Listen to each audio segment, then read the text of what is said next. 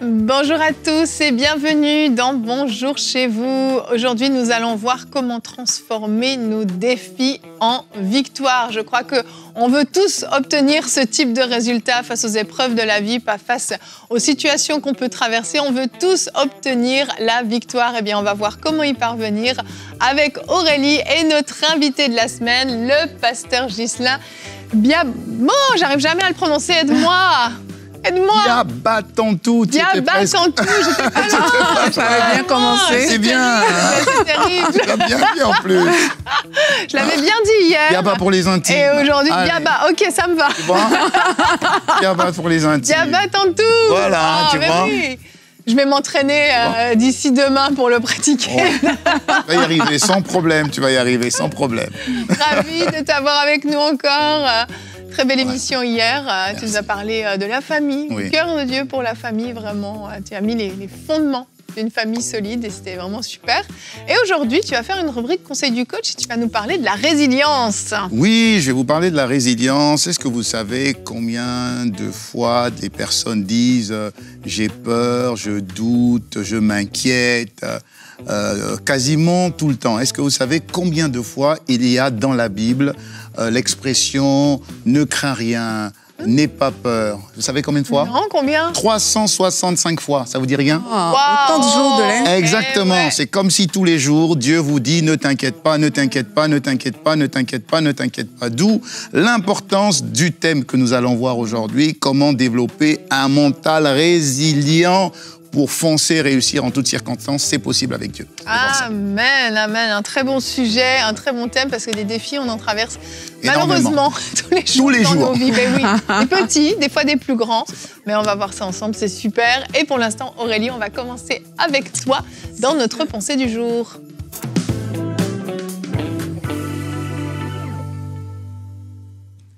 On a eu à faire des émissions avec Audrey Mac dans À table avec Annabelle. Et elle a dit cette phrase qui m'a marquée et qui, je pense, peut nous édifier aujourd'hui.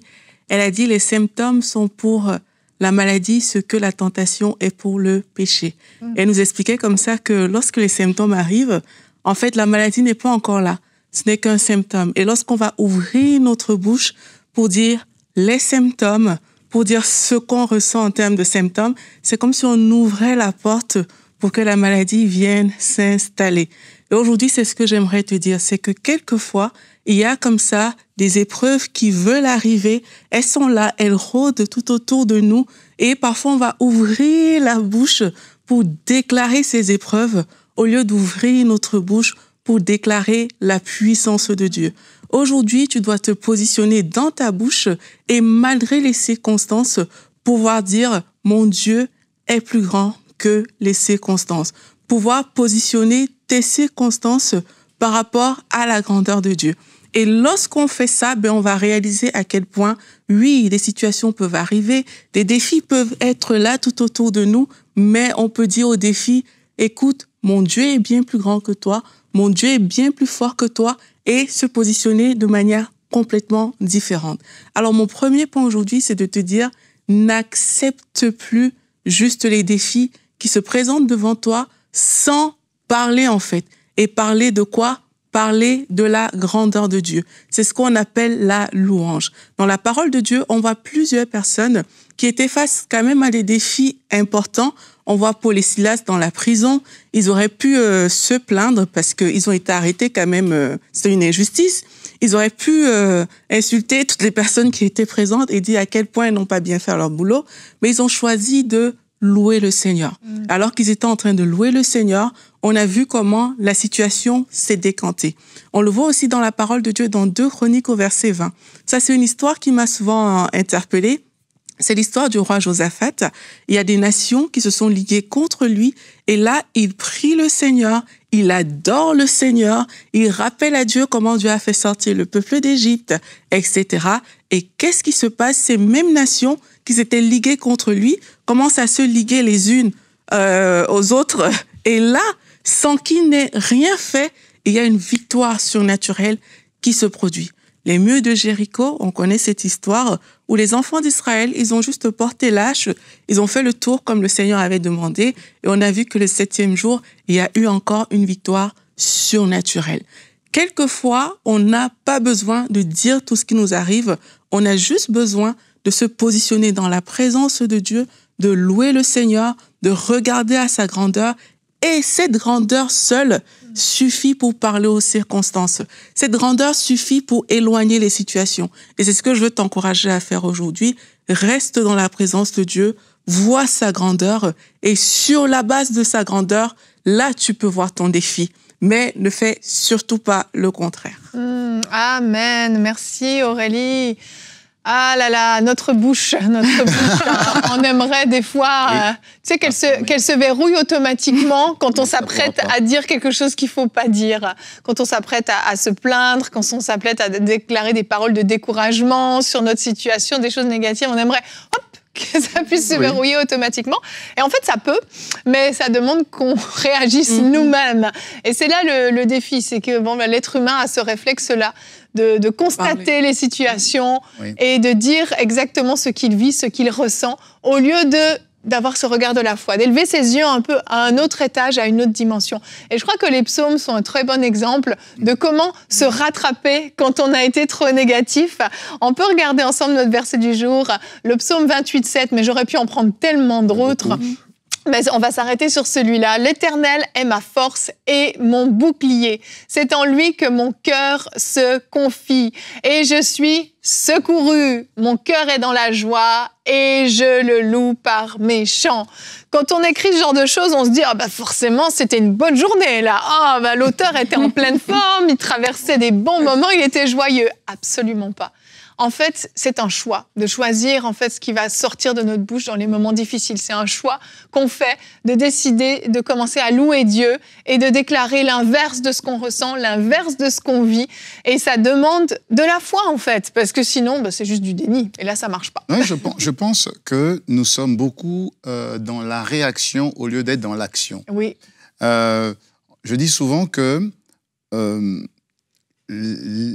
c'est pas ce que tu vis qui est important.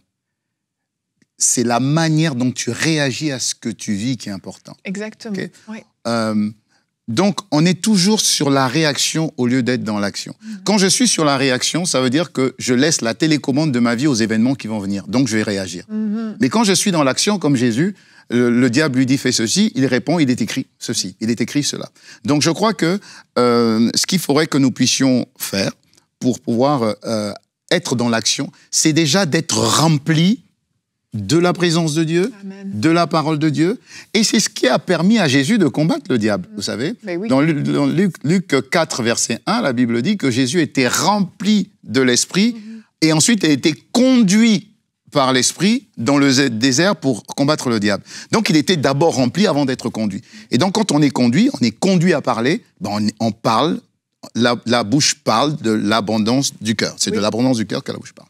Exactement, c'est exactement ça. Et je crois aussi que, toujours par rapport à la réaction, parce qu'on parle aussi de ça, quelquefois, on parle vraiment trop vite. Ouais. On parle trop vite, on ne réalise pas que les symptômes, c'est pas encore la maladie. Si je prends le cas de la maladie, et on ouvre des portes sans s'en rendre compte, en fait. On ouvre des portes comme ça dans notre vie, et c'est important de prendre du recul. Sur un plan vraiment pratique, c'est important de prendre le recul et de se dire, la situation, elle est peut-être là, elle est peut-être réelle, mais ça ne veut pas dire que je suis obligée de la déclarer. Ça ne veut pas dire que je suis aussi obligée... Parfois, on alerte tout le monde. Tu vois, dès qu'il y a quelque chose, j'ai envie de le dire, il faut absolument que ça sorte, mais prends un peu de recul, prends le temps de méditer sur qu'est-ce que Jésus-Christ a fait, qui est Dieu par rapport à cette situation, et là, après, tu peux parler. Parce que moi, j'ai déjà vu des cas, des personnes qui étaient vraiment dans des difficultés, et des vraies difficultés. Et là, ces personnes te parlent, mais c'est comme si elles nourrissaient ta foi à toi. Parce qu'elles ont une perspective, toi, tu as envie de dire, mais vraiment, j'ai pitié de toi, c'est terrible ce qui t'arrive. Mais elles te présentent la chose, elles sont en train de te prêcher, en fait, quelque part. Mais pourquoi? Parce que ces personnes, elles elles n'ont pas juste dit le problème, elles ont dit la situation, mais il y avait une attitude de foi derrière. Elles ont mis leur situation là, mais elles ont mis la grandeur de Dieu à côté. Et là, ça te fait voir la chose de façon différente. Et nous, je pense que pour beaucoup, en tout cas, ça nous manque souvent. C'est qu'on ne dit que la situation, mais la situation ne rend compte pas la grandeur de Dieu. On se limite à voici ce qui se passe, mais il faut pouvoir, dans toutes les situations par lesquelles on passe, s'arrêter et dire mais qui est Dieu par rapport à cette situation? C'est qui est Dieu? Où est-ce que je positionne la situation? Où est-ce que je positionne Dieu? Et je vous assure, ce genre de choses, ça semble simple qu'on dit comme ça, mais juste le fait de commencer à adorer Dieu, ça crée des déclarations puissantes. C'est même ça qui fait que tu commences à parler à la situation. Tu ne parles plus de la situation. Tu commences à parler à la situation. Tu commences à dire, mais en fait, tu n'as pas le droit d'être dans ma vie. Voici ce que Dieu dit de moi, de ma personne, juste parce que tu as pris ce temps de méditer sur la grandeur de Dieu et de lui donner sa perspective par rapport à ta situation. Je crois que c'est vraiment important qu'on s'arrête aujourd'hui, les gens qui nous écoutent, qui fassent cet exercice-là. Et il y a des témoignages qui sont... Moi, je pense que, très très bien, je pense que pour renforcer ce que tu es en train de dire, c'est que, on va prendre un exemple, tu vas à l'hôpital et puis tu te rends compte que tu as une petite boule, tu as un cancer, voilà. La première chose que cette personne va faire, c'est laquelle? Elle va aller sur Internet, elle va se renseigner sur les origines ou les conséquences. Donc, elle est en train de bâtir sa foi sur la réalité et donc la peur. Donc, ça va susciter la peur. Donc, ce que Aurélie est en train de dire, c'est très, très bien. Le problème, c'est qu'on ne le fait pas. Le chrétien va parler de Dieu et va parler à Dieu de ses problèmes. Seigneur, regarde ce que j'ai, regarde ce que j'ai. Au lieu de parler aux problèmes de Dieu. Mais le problème, c'est que je ne connais pas Dieu. Je n'ai pas pris le temps, justement, avant même de rentrer dans l'adoration, la supplication. Il faut, quand tu adores Dieu, il faut connaître celui que tu adores. Donc aujourd'hui, on l'a encore dit, je crois aux émissions passées, que la recherche de l'intimité de Dieu, de la parole, on l'a perdue aujourd'hui. Nos téléphones, la Bible est dans un téléphone, les prédications, on les entend juste comme ça, on ne s'assied pas pour les écouter. Et donc, automatiquement, à l'intérieur, nous sommes très, très faibles. Et donc, on a plus de connaissance du problème que de celui qui est capable de résoudre. Exactement. Mais comme on dit souvent, il y a cette expression qui dit qu'il vaut mieux construire le bateau avant la tempête que dans la tempête. Oui, exactement. C'est vrai. Parce que, en fait, quand la tempête frappe, quand les situations arrivent, et effectivement, on peut prendre le cas d'un diagnostic, si on ne sait pas que Dieu est capable de tout guérir, si on n'a pas entendu aussi des témoignages de personnes qui ont déjà vécu ça, si on ne comprend pas l'œuvre de la croix, si on n'a pas eu la révélation concernant la guérison divine, bah forcément, oui, on va se prendre ça en pleine face et il va falloir petit à petit aller se former. C'est pas impossible, hein. C'est pas impossible, mais ça va être beaucoup plus difficile. Et on va avoir des moments hauts, des moments bas et ça va être plus difficile. Mais je le redis, c'est pas impossible. Mais si auparavant, on a déjà médité sur ça, on a eu cette révélation, cette compréhension, on comprend qu'à la croix, oui, Jésus a pris mes péchés, mais il a pris ma maladie aussi. On a tout ce package, entre guillemets. Au moment où le diagnostic tombe, immédiatement, il y a cette parole qui va remonter d'Ésaïe 53. Par une meurtrissure, vous avez déjà été guéri. Et tout à coup, tout se met en place. Et en fait, automatiquement, la peur, l'inquiétude, la crainte va diminuer et la foi va monter. Parce que c'est déjà en toi. Donc, ça sort tout seul. Et là, en fait, c'est facile de commencer à louer Dieu. Parce qu'en fait, on se réjouit déjà de ce qu'il va faire comme si c'était déjà fait. Amen. Et là, on commence à chanter des louanges, on commence à déclarer sa grandeur.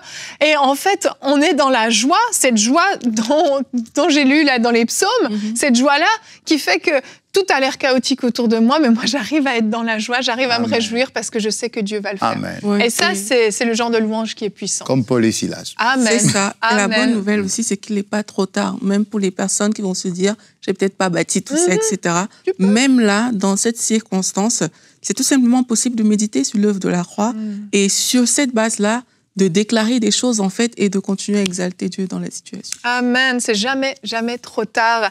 Et on va voir un ingrédient essentiel, parce que des fois, ça peut prendre du temps et on a besoin de cette résilience qui est essentielle. On va voir avec toi comment la développer dans la rubrique Conseil du coach.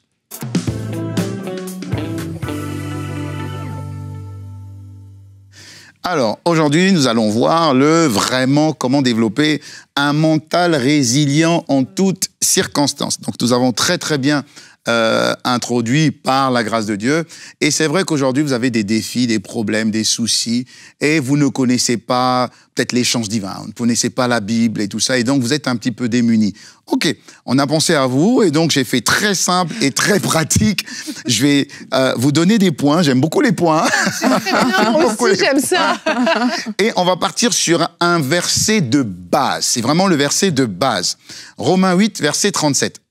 Et je vous donnerai les points toujours par rapport à ce verset. Alors la Bible déclare, mais dans toutes ces choses, peu importe les soucis, les défis, les maladies, le loyer, pas payer l'école, les dettes, dans toutes ces choses, nous sommes plus que vainqueurs par celui qui nous a aimés. Amen. Alors concrètement, qu'est-ce que ça veut dire?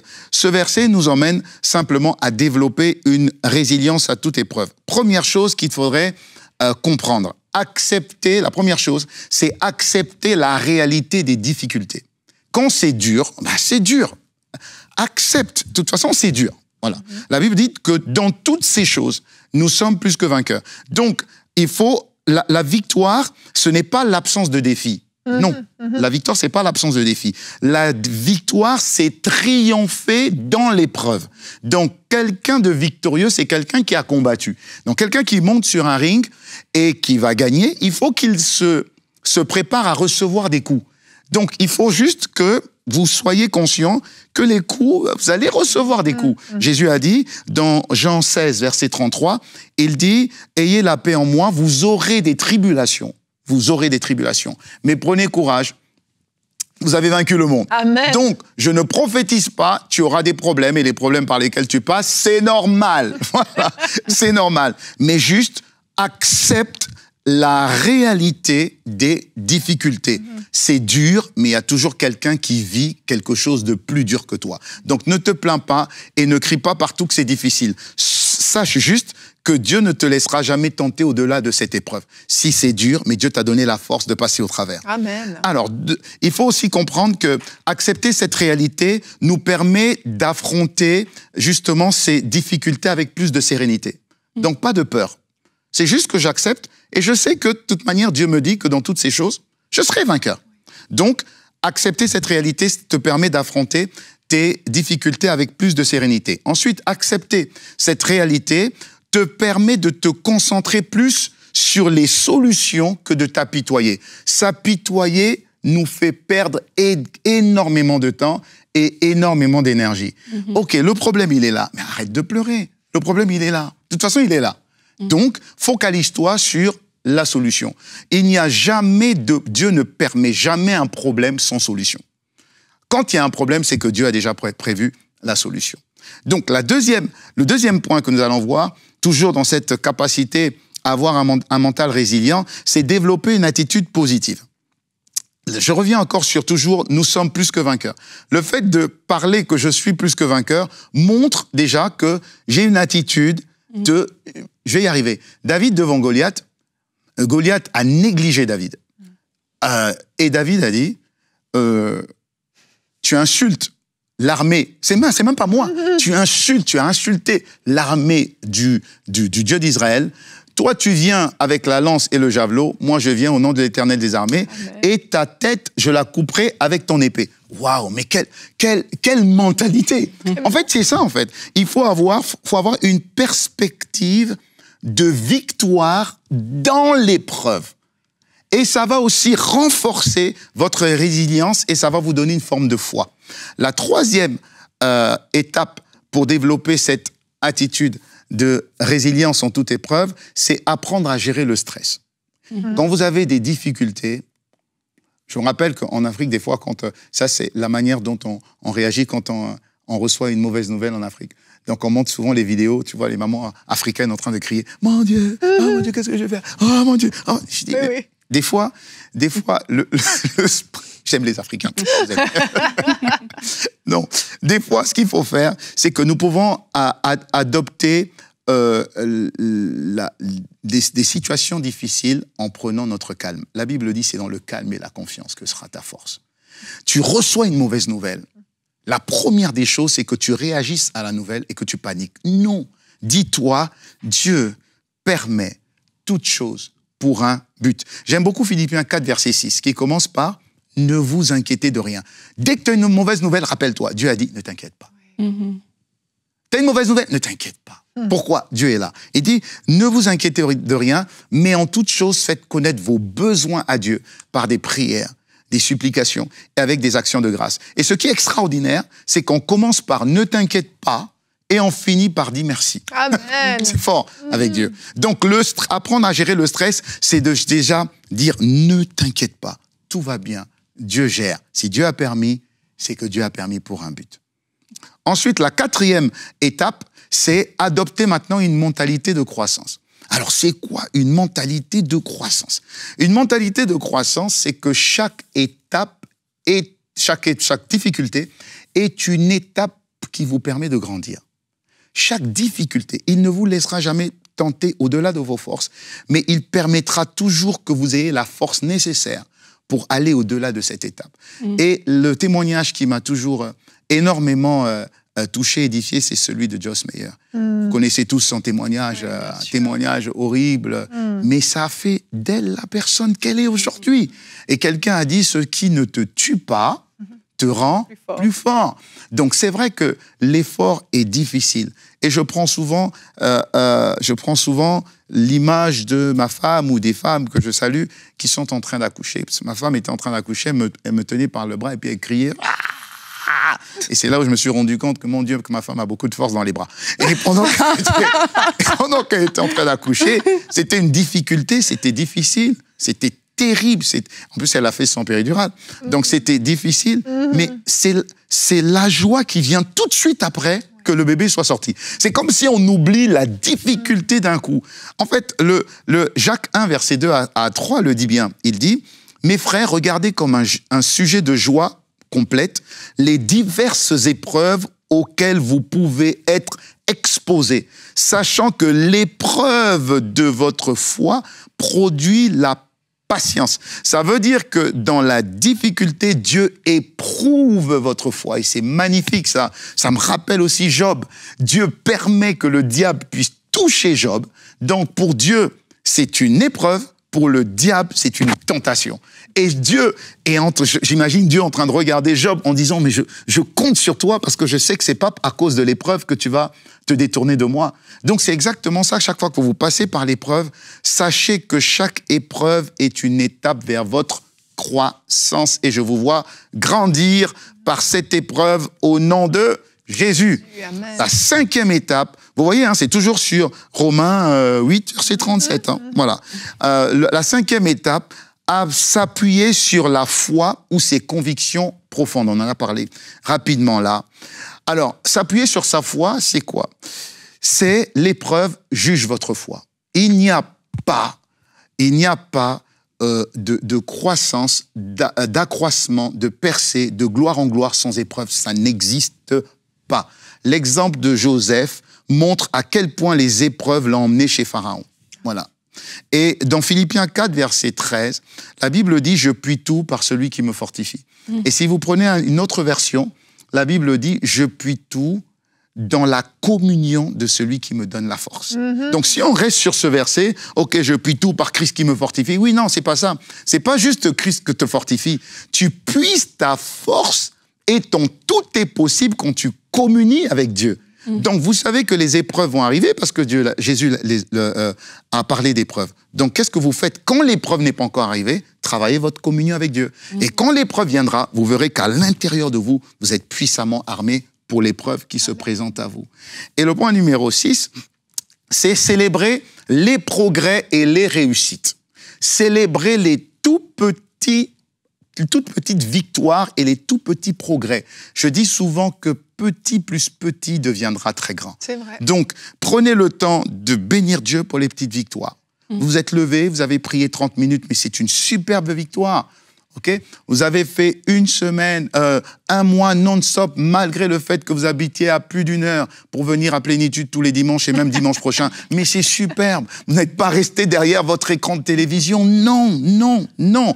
Bénissez Dieu parce que chaque petite victoire vous construit une grande victoire. L'arbre le plus puissant qui est développé dans la Bible, c'est le grain de sénévé. Ok?